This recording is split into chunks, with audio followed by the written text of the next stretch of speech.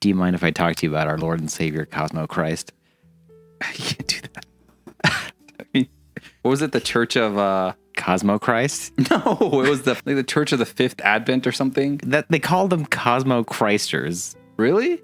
Yeah. I don't know if that was their official title, but in universe, they're like, oh, he's a Cosmo Christer. Big believer in Cosmo Christ. You know, a lot of things were like that. That was a space bike. I think there was a space lawyer. Really? Mentioned. Yeah. Because, like how different planets had different jurisdiction. And they said, well, no, nothing a good space lawyer couldn't figure out. Yeah. It's pretty funny. There's a lot of funny things about this book. Dude, yeah. It's a short book.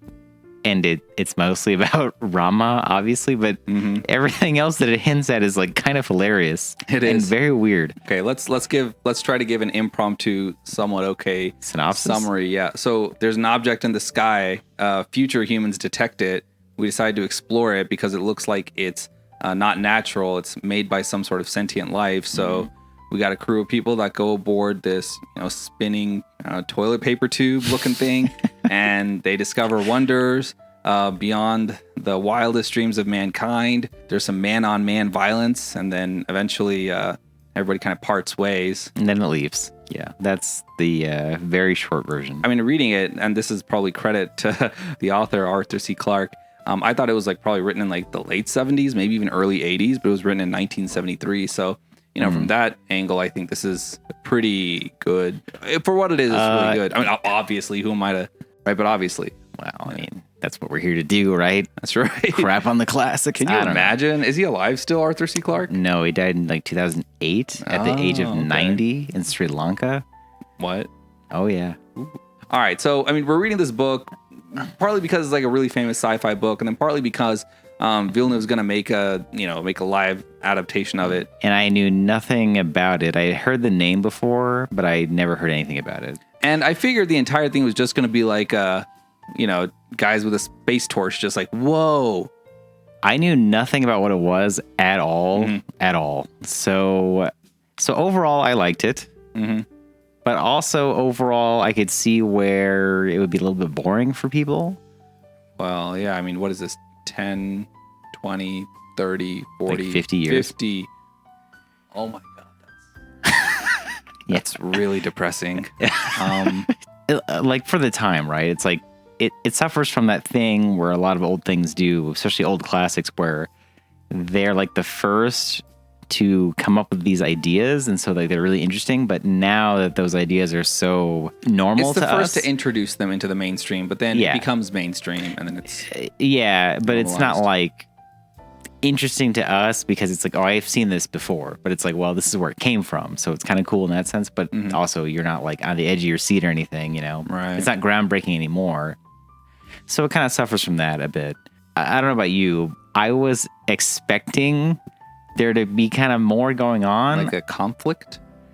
It was really like a man versus nature kind of thing, which I'm also like, I don't know about you, but like whenever I hear that, I'm like, I'm not into that. Well, like, this is why I was so curious about what the movie might be like, because I knew that part of it, like, it's not like Alien versus Predator or something. It's at most it's more like Armageddon. It's like a man versus nature story. It's like a guy is like it's trapped in the woods and he tries to get out or something. It's like there's not a conflict with another thing, aliens or whatever. It's what I was expecting was there to be some sort of like 2001, also written by Arthur C. Clarke-esque like thing at the end. I thought it was going to be like way heavier, like philosophically heavier or something. I thought like they were going to get to the end of Rama and like God was going to be there or something. You know what I mean? Like something crazy like that. Like, but it really was pretty kind of ho-hum. It was more of like a technical manual. Yeah. It's been a lot of science fiction does, especially from that time. So what I'll say is the characters are pretty like weak. Obviously. Like it's not about the characters, it's about the ideas. But classic for sci-fi of this time, the characters are pretty whatever, right? Like it's not a character drama by any means. Which isn't a bad thing. It's mostly about like the ideas, like, oh, how does the spaceship work?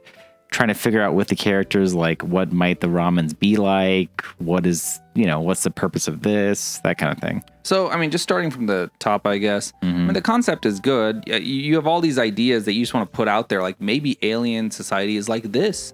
And without showing any of the aliens, you basically give us an entire overview of their society. And the struggles that, our protagonists go through are, like you're saying, like more man versus nature.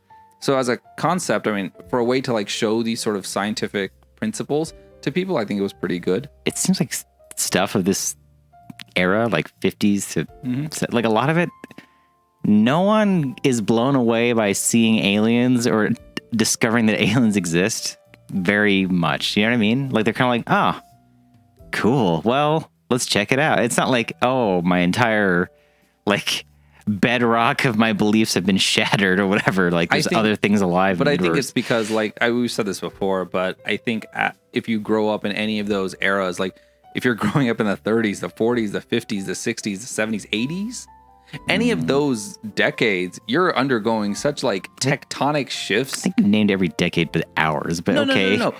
Every single one before like 1900 or like 1890, that's like a completely different speed of progress.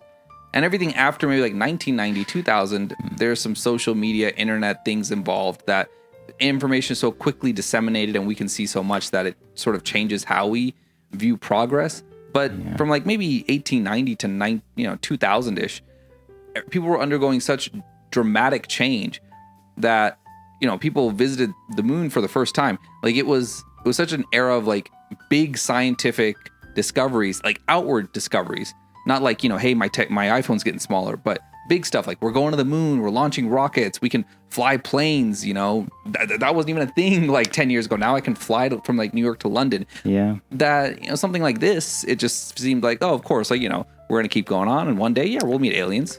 I can understand the technical achievements not being impressive, but like the aliens is kind of like a binary thing. It's like, it's a big question. Like, are there aliens or not? It's not like a question of like going faster. It's like, oh, this is a facet of the universe where we don't really know how it is, and now we understand that, oh, it's this way. Yeah. It has big implications. It does. I mean, are you alone or not? But then also I feel that the prevailing voices of the time were more like authorities, right? It was the news, or you had authors, or you had people who like made movies. Oh, dude, that comes across so much. It's like, it's almost refreshing in a way that like everyone behaves so like rationally and like calmly, even like when stuff is happening, like when the Mercury people are like trying to blow it up. We're talking about the book again? Yeah. Like when they're trying to blow up Rama, like it's all very like they give them so much credit, rational. It's like, well, I don't agree, but they had their reasons, but we have to stop them because I have my reasons, and then everyone seems to be kind of like fairly cool about it. Yeah. Well, here, let's just I think there will be people obviously who watch this, I think, that definitely don't read the book.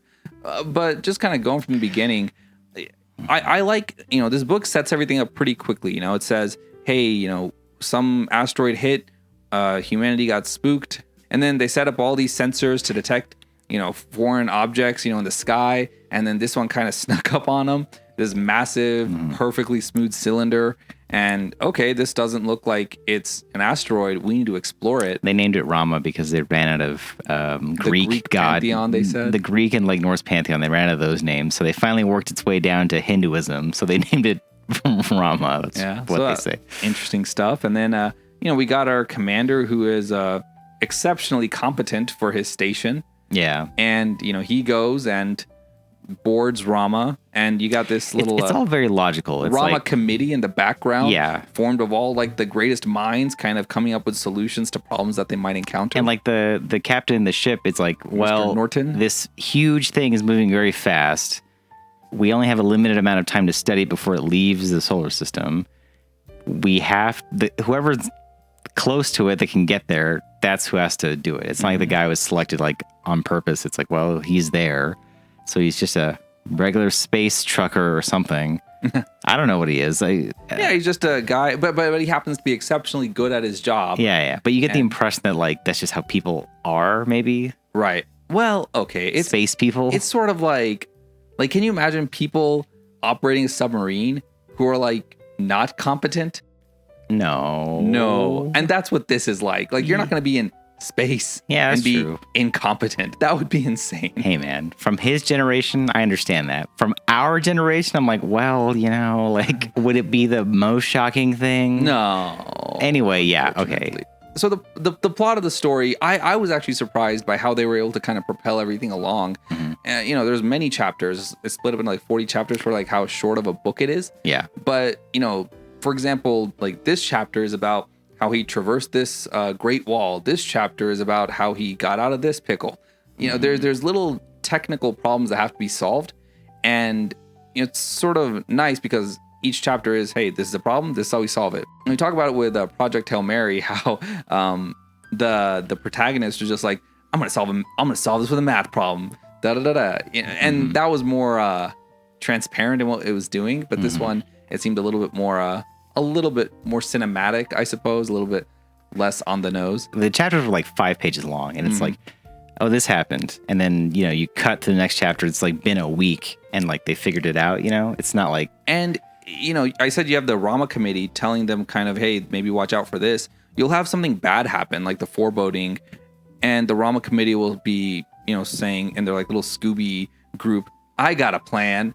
And then, you know, you'll just skip right to the crew on Rama implementing the plan. So it really does go by fast. The actual things that they do, I thought were a lot of fun. You know, from the very beginning, the first sort of action sequence is, hey, we got to dock with this thing and it's spinning and we don't want to get like tossed off.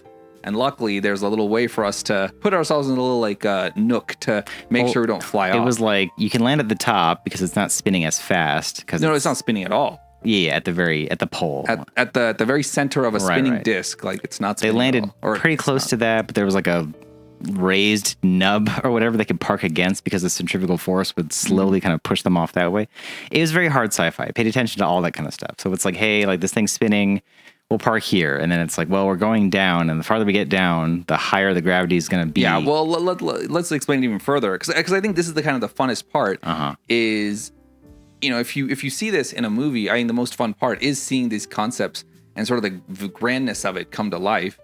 And so, you know, they go through these airlocks where the doors don't open, you know, counterclockwise, they open clockwise. And so they go through these like airlocks and they come inside. And I think one of the things that was well done is it's kind of like a Final Fantasy game where you have the world before, then some like calamity happens, and you have the world after. You know, in this book, basically they saw the world of Rama in sort of this like sterile light or a sterile darkness. Yeah. And then the lights came on and it was like a completely different place. Yeah, it's like kind of changing and kind of turning on constantly while they're there. So it's like it's completely dark tube, there's nothing. Then the lights come on. And then because it gets heated by the sun more, like the there's oceans water vapor there's water in the atmosphere. The water starts to melt, and then it makes like a hurricane because like it's got water vapor coming up. And then the electricity, or I don't know what that was. Something. Yeah, you have like a thunderstorm or like rain. So yeah. You see this ecosystem sort of spring to life from what is initially described as basically like sterile metal. And then like the robots start getting activated. But from the very beginning, like, you know, they enter into Rama, and so it's like a spinning cylinder. And I think we've probably all seen it in movies where because of that spin, you can kind of be on the walls of the cylinder and feel gravity because it's kind of pushing you out. But it's this massive thing that's, I think, like 16 kilometers like wide, and then the length is like 50 kilometers. So just him describing them coming inside, and initially it's, you know, just dark, but when the lights come on and they can just see how big it is, I can't wait to see sort of what that looks like. Yeah. And he describes the setting so well. You can easily imagine what this thing looks like based on Arthur Clarke's descriptions, which I really liked. Like the stair that goes from the center where you enter, like down all the way to one of the sides of the cylinder. That visual is really, really cool.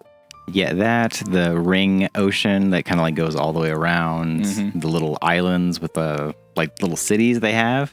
And then I think, you know, in the middle of the book, basically, you know, Rama is going towards the sun, so it's sort of heating up. There's these like rings, there's white rings sort of, you know, along the cylinder, and they don't really know what it is. It looks like frozen water. Eventually it heats up and the water, you know, goes from like solid to liquid. But when they do that, there's this one scene where I think they're like walking back out because the oceans are kind of coming to life, and he hears like a giant crack, and you can imagine like 16 kilometers up in the sky, there's land, you know, that you're looking at. Yeah. And there's an ocean, like there's ice like sinking into an ocean, making this giant sound. Just the weirdness of it all, I think would look really cool if done right. Visually, I can see where this can be a movie. When I'm trying to imagine this being translated into like a movie, and not just a movie, but like a Denis Villeneuve movie. I'm like, I don't know what they're gonna do. Like the vibe of the story does not. It's a totally different tone. I'll put it that way. It's different tonally from what he usually does. But I think, okay, so I haven't read the story that Arrival is based off of. But Arrival is much less about, the actual aliens and more about people themselves, or about humanity and how it sort of deals with these sorts of issues. And similarly with Interstellar, I get that they're dealing with like an actual crisis on Earth, but it's still more about like man versus nature. So and Gravity, also had its tension. I'm imagining watching this story as a movie, just as it is in the book, and I'm like, I don't think this works. Like I imagine like little things they have, like they see it, they land on it, they go inside. There's like a mystery. It kind of starts to like slowly unveil itself. I'm like, okay, yeah, but then they have like. They ride their little bike across, Space bike. Little space bike. Sky bike. Across the other end. I don't know. Like when I pictured in my head, I'm like, this doesn't feel like it has the gravitas that I think it's gonna have when it actually makes it. So I don't know. Here's the thing, I guess. Did you feel awe? Kinda, maybe, but not really. Not really. I felt awe more at his description of just the bigness of Rama, but the actual... They didn't really dwell on it. I mean, okay, look, these concepts are not... Even then, right, you had 2001, A Space Odyssey, in which the guy kind of like walks along the little circle. Mm-hmm. So even in Rendezvous with Rama time, like in some of these concepts, are known. But nowadays, there is so much out there that, just has this stuff as a given that it's very, very difficult to like look at it and be like, wowed by the concepts that he puts in there. Yeah. And I remember when I was like 14 years old, there was I forget what it was, but I'll put it on screen, but there's some like NASA study with like physicists, psychologists, and they did this like, there's like 300-page PDF that just talks about living in space and ways that we could do it, what kind of structures we could build, the psychology of like how like far away the horizon level has to be for you to like not freak out or, be super depressed all the time, like the amount of ocean to land ratio you need. For what I have to look into this a little bit more. I think this is a very real thing, but I don't remember the details. But basically, because I know if you're in space for a long time, everybody knows your muscles atrophy, right? But there's also a thing. Do you know, like your eyeball shape? It becomes very too spherical in space because there's no like gravity, and so it kind of screws up your like the focusing. On your retina because your eyeball is like not perfectly round on Earth. It's like a little bit squished. And so that's a thing if you're in space for like a long time that screws up. There's a lot of little things like that are interesting. I don't know. You're talking about that PDF just reminded me. Yeah. I mean, and I think you could probably name all the people who went into space in 1973 by then. Alan Shepard, Neil Armstrong, Buzz Aldrin, and Yuri Gagarin. Yeah. I didn't mean you, by the way. Well, I gave him my best shot. I gave him my best shot. Sure. Well, I'll double check. I won't. There's a lot. I'm sure there's a lot by then, but whatever. Yeah. But the concepts that are presented here, I mean, okay, look. So there's the centrifugal force, and how would we have artificial gravity on a place like this? There is, there's a lot of the book just dealing with that. Just them coming to terms with, oh my God, this is so crazy. The other thing is like they're trying to explore the whole thing and get as much as they can because, again, they have a very limited time. Because this is like a crazy thing, like a huge alien artifact shows up. We got to learn everything we can because it's like a bullet gets shot from like somewhere really far away, and it's not going to slow down because it's space and there's no friction or anything, or there's no air resistance to slow it down. But it just kind of goes shooting through your solar system, and you're like, well, there it goes. So we got like 3 weeks to get as much as we can from this alien, this super advanced alien craft. So there's kind of like a ticking clock element. I do like that. And this is the thing about sci-fi where when I was a kid, it was purely fun because you kind of see them race against time. You're like, I hope they get all the information and they get everything out of it. Yeah. And they do. And you're like, yay. But as an adult, I'm like, man, like there'd be so many hangups, problems. Like I'm... You mean like technical problems or like that and political like problems? Political problems. So I just look at these things. I'm like, yeah, they would probably have some sort of. Even they had some political problems. Like Mercury tried to blow it up. Mercury called their. So I mean, okay, so in Arthur C. Clarke's Rendezvous with Rama extended, or the cinematic universe in his world building, you have Earth. And you have the moon, and you have this like United Federation of Planets or something. Okay, and people have settled on like a Mercury, which is how's that? bananas. I don't know. Yeah. And he's like, and maybe we never will actually. And he's like, not until we settle on Venus are people going to be more hardy and tough. And we may not even do that. Look, we have progressed, right? In like technology and whatever, I science. suppose. Yeah. But we have it in like different domains now, right? Like we have biological progress, scientific progress in, like I said, like iPhones or like smaller like microchips, transistors. But I think we're so used to this, like the space progress, like the physics and space progress. Yeah. And it's like that did this and it like leveled off for like the 80s to like whatever. And we're still not back. Dude, if you think about it, like, was all the development of like space travel and space technology done from like 1950 to like 1970? And like that was it? It seems like it, right? I don't know enough. I'm not a... Well, I mean, like no one went to space until like 1954 or whatever Sputnik was. Nothing went to space, right? I don't remember. Something like that. We landed on the moon in 1969. And then like... I imagine we've become safer. Sure. But like we haven't made like any... Have we made any strides? Well, I mean, technological strides since then? It's like, feels like everything was done like really the space shuttle, I guess, as a vehicle, but that's more... It's not like it got us to go further. It's like, well, this saves money because you can reuse the shuttle and stuff. Like, that's cool. Yeah, I mean, there was the... we economized space a little bit. And there was the International Space Station. We got better telescopes. But yeah, it's like we got better versions of Let's things. Be real, man. That's lame. Compared to like, you go from 1950, you're like, well, maybe we'll get to space. And then like, 10 years later, you're on the moon. Like, well. I mean, no, you go from like 1900, like, okay, we'll never fly to, yes, phenomenal. My probably all of our great grandmothers, like my dad was telling me, like, well, when she was born, she rode a horse to school. And then by the time she died, like, we were on the moon, Mm-hmm. Well, look, it's been 50 years since Clark's whole thing. 1923, we had biplanes, right? So 1923, biplanes. That's 50 true, years man. later, we've landed on the moon.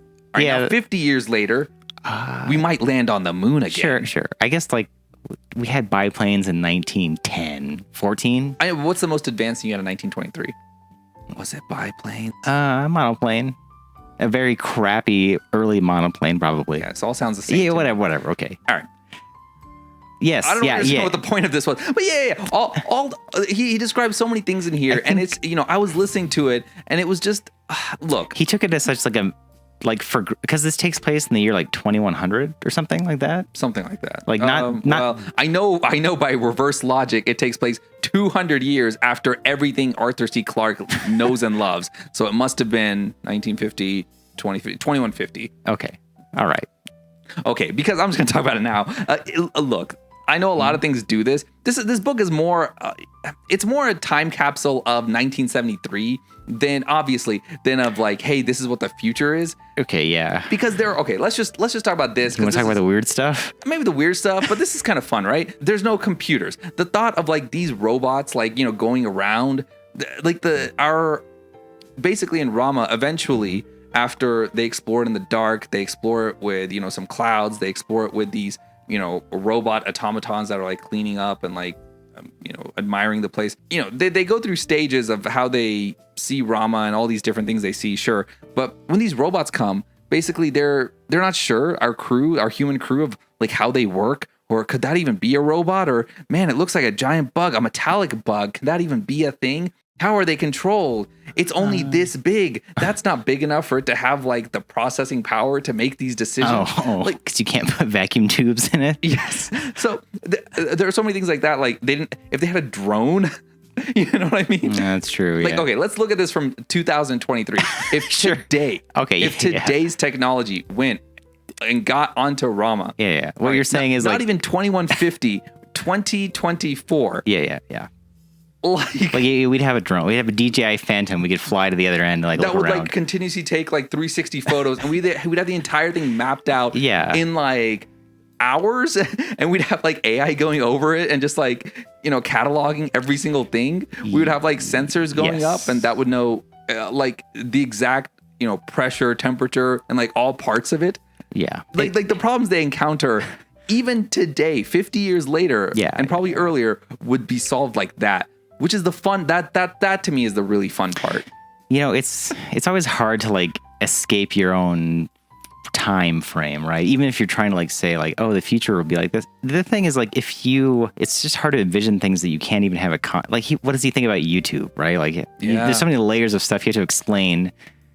Well, I mean, I guess he lived to see it. The video transmission he could, figure out. But the idea that a nobody, could upload this, just review like who, to a site to be seen by whoever. You know how it's like. There's this clip from The Simpsons. Maybe you could find it. Like it's like in the 80s or something. Professor Frink is like we envision that in the future computers will be 10 times as powerful and 100 times bigger, and everyone's like, oh wow, cool. Yeah. And then you've seen those things from like the 1800s of like their vision of the future, and it's just like a dirigible with like steam engines and stuff. Like, isn't that the future? Like it's just like what they have then, but like slightly cooler. Yeah. It's you always projected like, oh, it's gonna get cooler, faster, cheaper, but it's hard to project like, oh, it's gonna get different.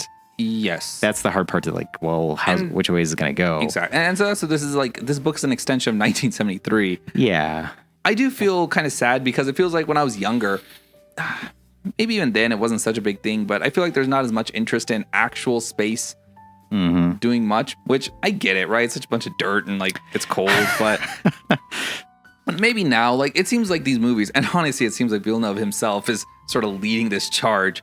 There's like this revival of space. Look, man, spacephilia. Like, we can get into like spacephilia, nihilism, and philosophy of like our own age, but like, okay, so a lot of it was driven by the Cold War, right? Like the space race and all that stuff.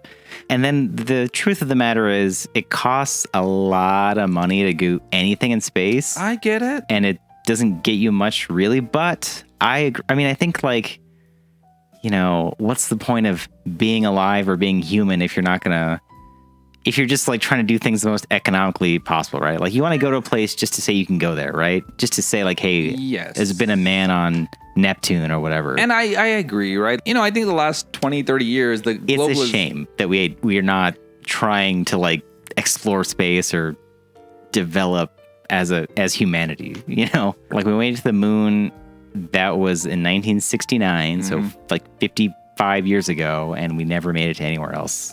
Yeah.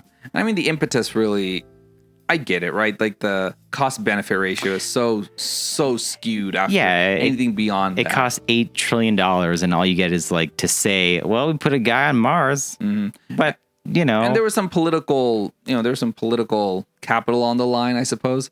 Sure. Whereas, going to Mars is like, well, it's not really going to help us in other industries. Well, that we know of, right? It's not going to like immediately help our defense or... national. Again, we're getting very philosophical, I feel like. But yeah, I mean, it's hard to say like, well, the public education system is crap, but we're going to spend like $800 trillion to go to Mars. It's like, well, in an ideal world, you'd fix both. Yeah. But we know that's not going to happen. But anyway. Yeah. So yeah, I mean, this book, I feel like there's not enough to talk about. There's a couple things. We can talk about the weird stuff. And then we talk about the ending. What's the weird stuff? The weird stuff. Oh, I don't think Arthur C. Clarke likes women.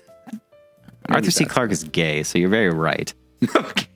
All right. Well, you are correct. Well, let's talk about that. So, one, did Arthur C. Clarke invent simps? Did he invent them? Oh, yes. Is that where it comes from? I don't think so. That's such a weird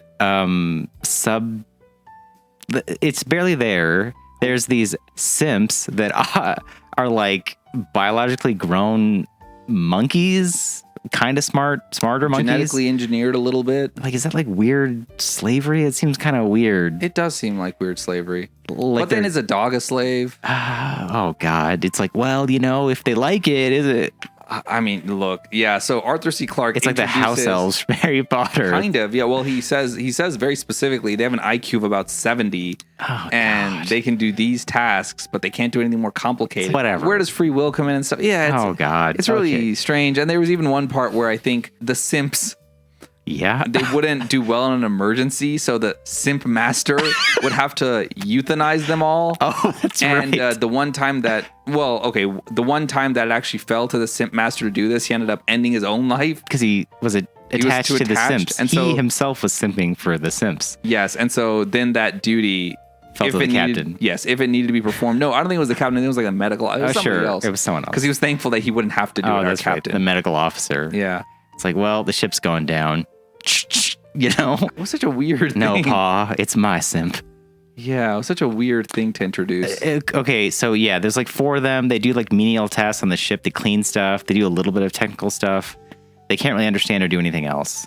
And the simps, again, which are like genetically engineered monkeys who can perform tasks like cooking. It's like somewhere between a monkey and a person. Yeah, and they can understand sign language, but they can't speak. Oh, that's right. Oh, yeah. They can't speak because their vocal cords weren't developed. It's such a weird thing. Okay, the other thing is like it never comes up again. You didn't have to have that. No. It isn't. They don't do anything ever. You think Villeneuve's gonna have the simps in there? Oh, he's gonna go. They're gonna go in the same garbage can as B-Jazz from Dude Messiah. Yeah, because we got robots now, and whatever that Boston Dynamics dog is. Yeah. That we don't need no simps. Yeah, I think it makes a mean omelet. Okay, that's one. All right, simps aside. You said what weird things? Boy, okay, that's one weird thing. 2, everybody has 2 wives, or everyone is like. Everyone's allotted 2 wives. 3 is crazy. Oh, yeah. Well, so. Do you remember? There's 2 of the crewmen that are in a homosexual relationship with each other. Yes. But they're also married to the same woman. I think that's called a throuple. Yeah. A space throuple. Yeah. Yeah. Anyway, so that's going on, and everyone's real chill about it. The weird thing, and like he's a spacer or like a space trucker or whatever. Mm-hmm. And in the tradition of most truckers, he has 2 families. He has one wife on Earth. Is that a thing? Like, do truckers have 2 families? I can see where it would be because you're on the road constantly. Like a businessman. Okay, sure. Like I'm always driving between New Jersey and Miami. I got. All right, fine. Sure. In the 70s when there's no internet. All right, fine. Or mobile phones. Yeah. Okay, sure. okay. Of course. Right. All right, Clark's era. Sure. Right. Anyway, yeah. Like the main character, he has 2 wives. One's on Mars. One's on Earth. It's like comical. He sends them, he like records heartfelt messages, copies them, and sends one to like each. And he's like, wait, is that one too specific? Cut that part out. Or, did I meet this person with this wife or this wife? Cut that part out. But then it's not like he's cheating. Like the wives know about each other. Yes. It's just how things go or something. Yeah. And there's a little section of the book, which now that I know that he's gay, it's weird, where he like just talks about like where the boobies are flying around. Yeah, it's so weird. Do you want me to get the? I'll pull the direct quote. I don't know if I want to be seen reading this. No. Yeah, I'm like, and that came out of nowhere, and it's kind of early in the book. It's the very first sentence, like in the one of the early chapters, and he's like, he said some women shouldn't be allowed in space, and then he proceeds to describe like, yeah. They're distracting boobular undulations. That's what he describes, and then it goes right back into sci-fi stuff. So strange. I'm like, all right, like, did you not have an editor, or what did they cut out if they left that in? I mean, I don't know how this stuff works. I don't know. I guess whatever. There's no cross appeal. He knows who he's aiming for. Sure. And then, dude, like, remember him and the medical officer, Ernst, I believe. They had like a relationship. Mm-hmm. And then, like, at the very end, he's like, well, I got to go to Mars and Earth to visit my wives. You want to bang? Like, do you remember that? That's how it ends. It's just like a remnant of, like, 60s free love stuff or something. I mean, like, there's a whole thing to talk about with that, too. And do you remember also, like, at the very end, she's, like, telling him, hey, you're going to have another kid because, like, you got approval to have one? Like, all spacers are, like, sterilized. Which makes, because the radiation. They're also trying to keep the population of Earth, I think, was it below 1 billion? It was like Earth was consistently failing to keep its population below 1 billion. I'm like, oh, brother. Mm-hmm. Yeah. I wonder what the population was. Probably like 2 billion back then. In 1973. Yeah. Like I said, it's such a strange capsule of what life was like then. And you said what weird stuff. And then also the Cosmo Christ, like. Oh, yeah. Well, look, The Expanse has religion. I know, but whatever. The central tenet is that Jesus came from outer space, and then some of them think that Rama is like him coming back or whatever. Yeah, I mean, they had an interesting. There's an interesting idea in there. Like, hey, maybe this is Rama's come to take, the believers, I guess, take the believers away, like on Judgment Day. He had good thoughts because he's like, well, there's oxygen in here. We can live in here. It's like set for people. That's weird, huh? Straight to us. It came to us. The cool part, I thought the ending was cool, and like the very end, like the thing is that Rama's coming in there, and then it like starts to like slow down or change course. And basically, there's like different factions, and Mercury, the Hermians, they wanted to blow it up. They want to have a safeguard because they're afraid that, they're, I don't even know what exactly is going to be threatened. Hegemony over the sun. Something like that, yeah. Will be threatened, so they send like a giant bomb to Rama's vicinity. Yeah, and they disarm it and stuff. Our crew disarms but that's cool. Can you imagine, like, this crazy thing is happening, and you're like, whoa, that's really crazy. And then, like, it starts to slow down, and you're like, oh, no. Oh, no. It's just so easy to compare parts of this to parts of other books that we've read. And the other books we read, they come so much later, so... Yeah. The droplet from Three Body Problem, like, you don't even have to, like, have much of your own imagination. You can just read these things and just compare and contrast, the world here and the world here and how it reacted and what it did. And I thought one thing was kind of like directly opposed to the Three Body Problem, where there's like a direct quote in here. It's somewhere near the end. I can find it for you if you want. But when he's disarming the bomb that Mercury sends to blow up Rama, because they don't know if Rama's a threat or not, he's like, well, like humanity, we have to decide that survival is not the most important thing, actually. Because, like, they could either blow up this thing and be perfectly safe, but they might lose, like, untold scientific knowledge and stuff like that. And he's like, well, I'm going to risk our entire species because some things, it's about more than just surviving. It's about, like, thriving, exploring, Yeah. Directly counter to Three Body Problem, where it's like, hey, if you see anybody outside, you got to shoot them immediately from like 100 miles away. Oh man, I still can't get over that. That still haunts me. Yeah. But the ending, the very end where its actual purpose was to go to the sun, refuel, and then it stole our sun's energy. Yeah, it stole. That's messed up. It stole our sun. That was hilarious though, because like that was really cool. I wasn't expecting that because you're like the whole time you're like, well, why did it come here? What's the purpose? Is it going to destroy us? Is it going to save us?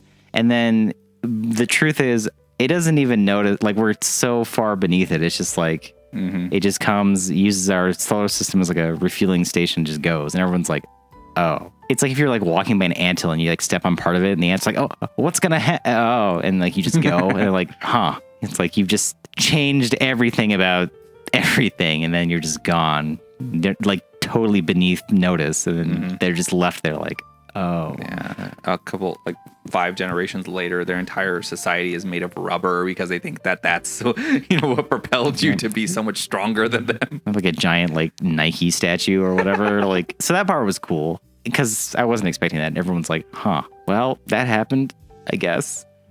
Now it's gone. What I don't like, I guess, is he makes it so much of a book because the last few lines are like, he thought this was the last time he'd see Rama, but he was wrong. Oh, yeah. Rama 2. Yeah. This Rama time it's harder. Personal. Yeah. Okay, so first of all, the movie, like David Fincher, Morgan Freeman, a lot of people have been like attached to this. Sounds like the early 2000s, like 2001. And now finally it's going to get made.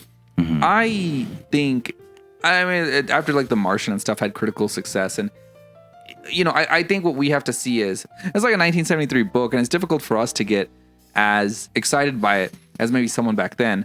But we read something like Project Hail Mary, and it was fun for us to read. So all you really have to do is bring Rama, bring Rendezvous with Rama up to today's like technology, and by doing that, that'll solve a lot of the problems. And then sort of the stepwise progression of learning what's going on, and then having the tension of you versus Rama and then people versus people. I think there's a lot to work with there. I can see where you can take like the bones, like the essence, and you're going to have to like elevate it or bring it up to like a modern audience kind of way. Yeah. I mean, look, just by having actors on the screen, even if they're bad actors, you're going to have more characterization than you do in the book. Like purely just based on that. And like it's I think it's going to be pretty loose. Yeah. Adaptation. It's going to be pretty loose. I think besides the cylindrical, torus structure of Rama and maybe some of the big things like the water waves are cool. Yeah. The robots are somewhat Like interesting. they'll have the big stuff. Like some of the big stuff's cool, but you gotta kind of redo all of the people, all of the technology. All of the major story beats, if you can call them that, they'll be there. Like they land on it, they go in, it's dark, the lights come on, the ocean unfreezes, they got to get to the other side, the robots come out, all that stuff will be there. And there's conflict on Earth, between different people. If someone dumber was making the movie, you'd imagine that they'd have like some sort of stupid like interpersonal crew conflict thing, but I don't think they'll do that.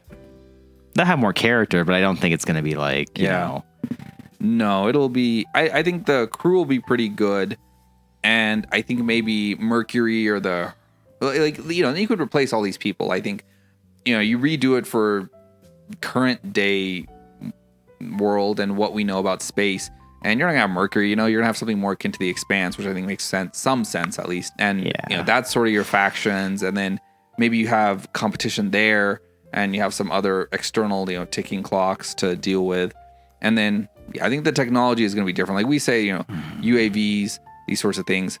Some movies that do a little bit of this sort of exploration. Well, I think Alien, the new movies like Alien Covenant, Prometheus, even though they have issues, I think the technology side of things is always interesting to see. Arthur C. Clarke. I was gonna tell you, you don't know anything about him, right? Yeah. I mean, I don't know. I did the barest of research, but he lived to be 90 years old, so he died in 2008. He moved to Sri Lanka when he was 30. Oh. And he lived there for the rest of his entire life. He moved there, I think, because it had better diving, and he was like super into scuba diving. And he actually like discovered ancient ruins like while he was scuba diving for the first time ever. He was like slightly ambiguous, but he was pretty openly, bisexual, but like I think mostly gay. Like he was married for like 6 months or something, and then he moved to Sri Lanka. And you can read it in Wikipedia. It's like topic of his like sexual orientation. Everyone was like, yeah, he was gay. He's pretty open about it. Yeah. I think they said Sri Lanka was like more chill about it back then than like a lot of other places, which is surprising to me. I don't know anything about Sri Lanka. Oh yeah. I mean, we kind of alluded to this. You can really tell how exactly when this book was written because the words from 200 years ago appears like 10, 20 times in this book where he's whistling a song that was popular 200 years ago. Right. I don't like that, but it's not. No, but in this one, it's like, it's so specific. Yeah, it's like it's so specific. The characters happen to be interested in 1970s cinema. No, it's almost as if like imagine a book set like in the future. Imagine this Rama book, but imagine our captain being like, there was an old tune that most people hadn't heard of, but that went through his mind, and it was by a young artist named Taylor Swift, and most people wouldn't even remember that name, but it meant something to him. Or like later on, it was like, they were thinking about a craze that had swept the world in 2023. It was called TikTok. And really, it's, he always carried a fidget spinner around because, Yeah, he knew nobody knew what it was, but it had been popular back 200 years ago. Yeah. It's so weird. Yeah, it is weird. Do we carry anything around from 200 years, like 1823? No. Do we know anything about 1823? No. 24? I don't know. I think there's this thought that like we've reached like a steady state of that the era that you grew up in made the best stuff, and so obviously that's gonna last. No, that's this era. Yeah. That's very clearly not this era, right? Man, what do we got? You talking about movies or we got stuff? We got Dune. Yeah. We got The Weeknd. Yeah. Well, whatever. Things set in the future is always hilarious, right? Because especially when you get to that point, like Blade Runner, the original one is set in like 2022 or something. Like no, I think it's 2019 or something. 2019, the dark nightmare future of 2019. It's like Los Angeles 2019. There's just like giant pyramid in the middle. Yeah, it's like, so wild. That was pretty ambitious. Even then, I'm like, dude, that's not that far away. Yeah, I always like it. I like it when movies do. In the, just a couple years in the future. Like I think The Matrix, when it came out in 99, was like a couple years in the future. Something like that. I mean, even that, I think, is like, maybe just don't say what year it is. Yeah. Because it's a couple years in the future, but I mean, you're not going to know that now. You're just going to be like, well, it was contemporary. I guess the movies are also made like for the time they come out, you know? Exactly. So yes. it's like, you know, it's hard. And so I think it's just funny. And so I think any adaptation will be more about 2024 than about other things. Honestly, I mean, if they wanted to, they can make a Rendezvous with Rama now. Like, you know, just make it just set in present day. Yeah, set in like 2035. Yeah. 2045. You need like more advanced space stuff. 45. That's fine. As we discussed, we're not making any progress. You're not gonna have space truckers and like the ability to get to like Mercury, stuff like that, you know? Sure. I think it would make it more daring. Like even that part of it, where in 2150 in the book, it was a breeze that seems for them to at least intercept Rama. For us, maybe it would be interesting for us to even get to it in the first place. If we set it in 2035, that might add like an additional maybe sort of like tension factor to the book. So anyways, I mean, like a recommendation, you know, honestly, probably not. Yeah, I think if you read like a synopsis, like a detailed synopsis, you would get you get like, about the same amount out of it. I would, yeah. You could glean a lot of it from reading a summary or whatever, but you know what it is. Like if you're into like 60s, 70s sci-fi, that's very much what it is. So if you like that kind of stuff, you like it. Yeah. If you don't like that kind of stuff, you won't like it. True. It's not very long. It's not like it's a big investment or anything. Are you going to read the rest of them? No. Are you? I'll read the next one. I mean, I kind of read the synopsis, like the very broad points of like the next two, just to see like where it went. Yeah. I'm not going to tell you because you're going to read it, right? Good or bad, do you think? Hard to tell. I see. Got anything else there? No, we really got to cut down this one. Yeah.